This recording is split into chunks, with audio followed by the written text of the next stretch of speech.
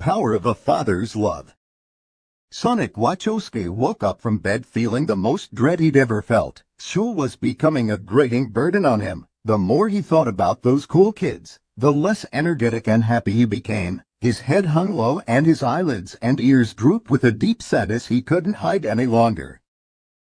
He dragged his whole body off of his racecar bed and slid his feet across the floor to get to the exit of the attic he received back when Tom and Maddie Wachowski were only his coolest friends. Now, they were his adopted parents. He couldn't deny that it was a great thing to have, but it gave him more pressure on how he should watch how he acts towards them. When you're only friends with the people you like, you won't have too much of a problem saying and admitting weird and even rude things to them. But once they become your family, you just feel more limited to what you thought you could do before. Not that Sonic hated that they became his parents. It's just, was he really ready to know what it's truly like having more than one being care about him so much? He didn't know what he wanted or needed at that point. He just knew that this problem at school was not going to end well if he didn't tell Tom and Maddie about it right away. It was now or never. Sonic sluggishly opened the trap door and made sure to not slam it too hard. Tom told him once to not do that so to ensure it doesn't break anytime soon. Indeed, it was a very flimsy door for an attic to have. Now that that was out of the way, he slid down the stepladder and then proceeded to the kitchen with caution. He didn't want to face Tom and Maddie immediately that morning. He made sure to wake up extremely early for that very reason. He usually hated waking up too early for any reason. He still did for that. His constant yawns and slow mindset were the prices to pay. But this time, it was necessary. He didn't want to burden Tom and Maddie for these useless feelings he couldn't clear away from his head. He knew he should go with his gut instinct, but what would telling them about the bullying do for him at that point? He faced against the whole government and their infamous, insane doctor for crying out loud. If he could do that, then why couldn't he deal with a simple few bullies? None of it made any sense. Also, if he were to tell them about these bullies right off the bat, then Tom would most likely go to the school and tell the principal about the whole situation. Result, then the whole school will know about his petty complaint. Result, the bullies will just continue to harass him. He couldn't allow it to get worse than it already was. Sonic stressed so much about all of it that it caused some energy to waft out of his gills, some weak light blue bolts of energy. He took a deep breath in, a breath out. He couldn't worry his parents at night of all times. Killing the power from the planet wasn't an appealing option either, so he continued on his breathing until he was sure he was calm. He tried so hard to be calm. Maybe Tom and Maddie were right. Keeping deep dark secrets inside did make it worse. It terrified him to even want to go to school alone for once. In the dark alone. Alone, Longclaw, school bullies.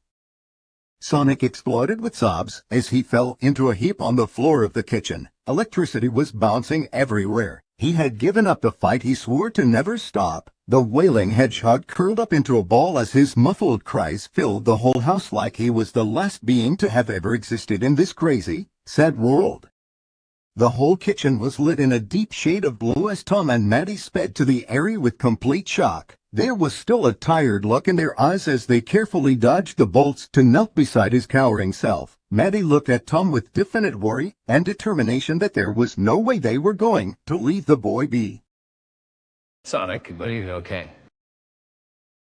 Tom asked hesitantly. At first, there was complete silence. Even Sonic stopped quivering and crying. He was awkwardly stuck as a ball for a few moments. Slowly but surely, he unrolled himself. His big, innocent, usually shining, wet green eyes looked up at Tom and Maddie as he was remaining in the fetal position sitting up. Sonic. Maddie remained calm to the best of her ability. You can tell us anything that happened to you. Anything. Do not be afraid to speak up, okay? The hesitant hedgehog nodded once. What happened? Maddie held in her breath. Sonic's huge gloved hands tightened around his knees for good measure as he answered in a shaky, breaking voice. Well, at first I thought I was getting along with everyone pretty good at school. Most kids thought I was really cool taking down that Dr. Eggman, but I didn't know there were a selective few that muttered things about me behind my back this whole time. So, Tom held his breath in as he tightened his grasp on Maddie's shoulder. one day, they finally wanted to say it straight to my face. The leader of the tribe told me that I shouldn't be there in this school. I'm only a silly little blue alien after all. I'm a foreign creature, an alien hedgehog. Why would I belong with the humans? You know what? Maybe they're right. No, they're not. Tom frowned. You belong in this small town like everyone else. I'll never laugh who bullies tell you always. But they are right.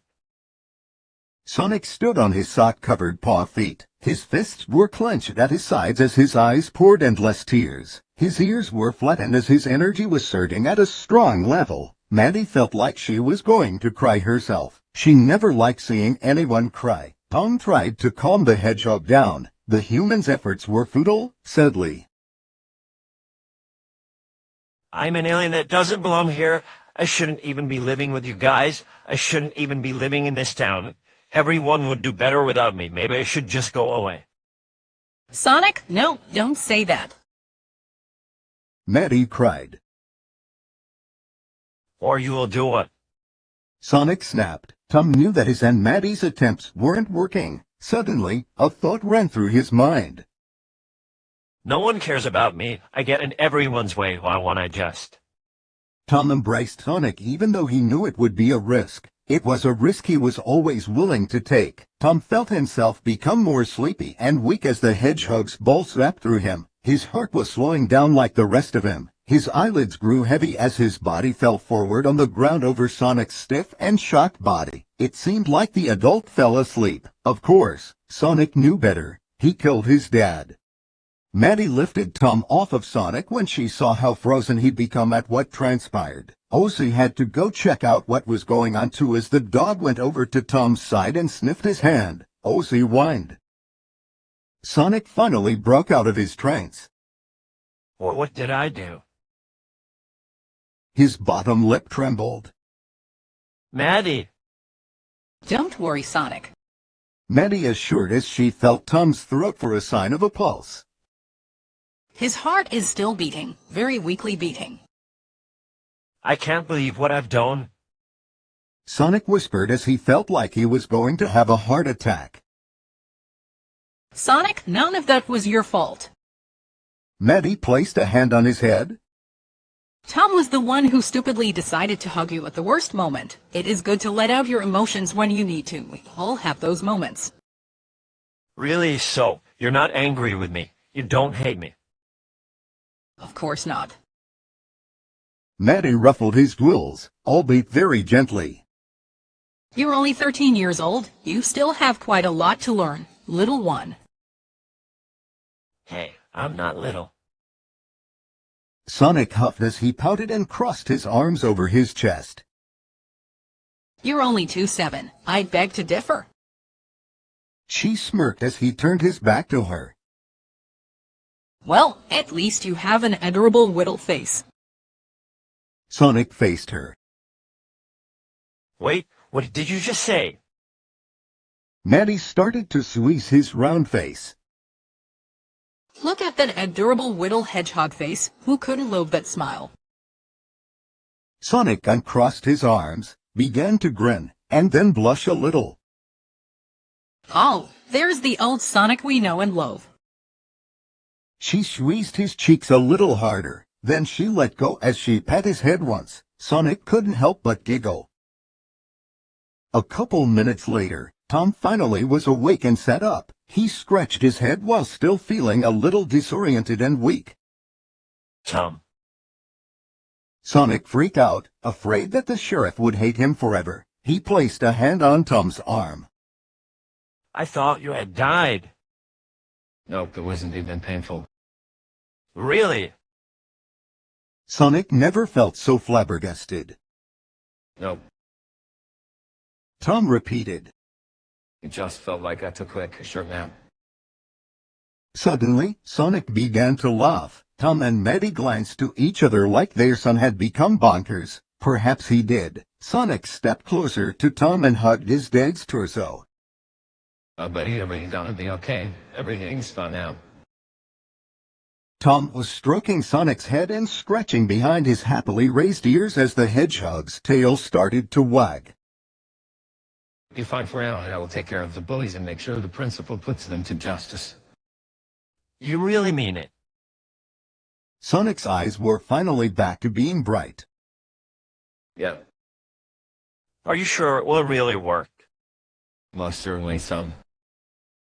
Sonic looked shocked as Tom laughed, tousled Sonic's grills carefully, then left the kitchen. There was certainly a lot for Sonic to ponder about. His parents really did care about him. Whether he liked it or not, they were going to forever be overprotective of him for as long as they all lived as a family. Hey, Mom. Yes. I'm still curious. How did Tom survive that? Maddie grinned, then held Sonic's hand. I suppose that's what you would consider the power of a father's love. Then they followed Tom's direction so they could all sleep together as a small family for the rest of the night, of course. Ozzy followed them, Tonga hanging out.